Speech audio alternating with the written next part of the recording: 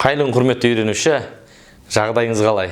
Бүгін біз love, like, don't mind, don't like, fond of деген сияқты дүниелерді өтеміз. Мынау не айтып кетті деп отқан шығарсыздар. Яғни сіздің бір нәрсе істегенді жақсы көретініңіз, жаман көретініңізді ағылшын тілінде айтуды үйренеміз. Кеттік. Бірінші үйреткім келетін сөз love. Love сөзінен кейін етістік ing мен жүреді. Яғни мысалы былай. I love playing football. I love doing yoga.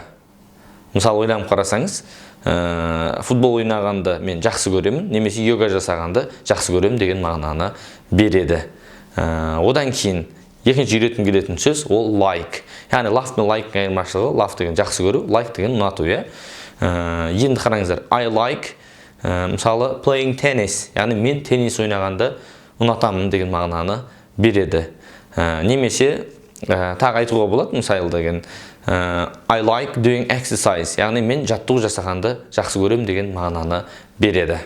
Үшінші үйреткім келетін сөз ол to be fond of, яғни ол не деген мағынаны береді. Яғни ол да бір нәрсені істегенді жақсы көрем деген мағынаны береді. Мысалы айтып көрейік, яғни ол неге мен to be-ді қолданып тұрмын. Байқасаңыздар, like-та, мысалы love-та to be болған жоқ, ал мына дүниені қолданатын кезде to be fond of, яғни fond of-ты қолданатын кезде to be мен жүреді. Мысалы былай, I am fond of playing football, яғни мен футбол ойнағанды жақсы көрем деген мағынаны береді. Немесе I am fond of playing tennis.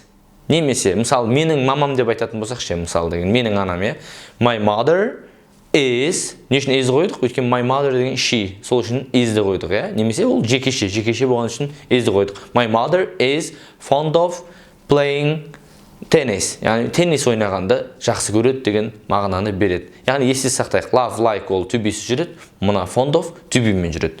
Ары қарай.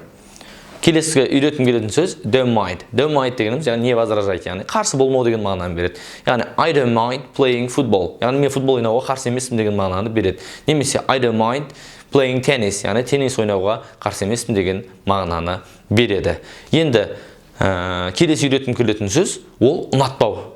Яғни ол оп-оңай don't like болады. Мысалы I don't like playing tennis, яғни мен теннис ойнағанды ұнатпаймын. Немесе I don't like doing yoga. Мысалы мен йога жасағанды несеймін, ұнатпаймын деген мағынаны береді. Соңғысы, яғни жек көру мағынасында беретін ол hate. Hate сөзі жек көру. Яғни біздің Instagramда хейтерлер көп деп айтады ғой. Яғни жек көрушілері көп деген осы hate сөзінен шыққан, яғни hate. Енді қараңыздар. I hate playing football. Мен футбол ойнағанды жек көремін. Немесе I hate doing exercise, яғни мен жаттығу жасағанды жек көрем деген мағынаны береді. Құрметті үйренушілер, қазір vocabulary бөлімінде спортқа байланысты сөздерді береміз. Соларды пайдалану арқылы бүгінгі үйренген грамматикамен қосып сөйлесеңіздер болады. Яғни мысалы I love playing football, basketball деген сияқты сөздерді байланыстырып үйренеміз. Сабақ түсінікті болды деп ойлаймын. Сұрақтар болса топқа жазуға мүмкіндік бар. Сондықтан да кез келген уақытта сіздер кураторлардан сұрай аласыздар. Назар аударғандарыңызға рахмет.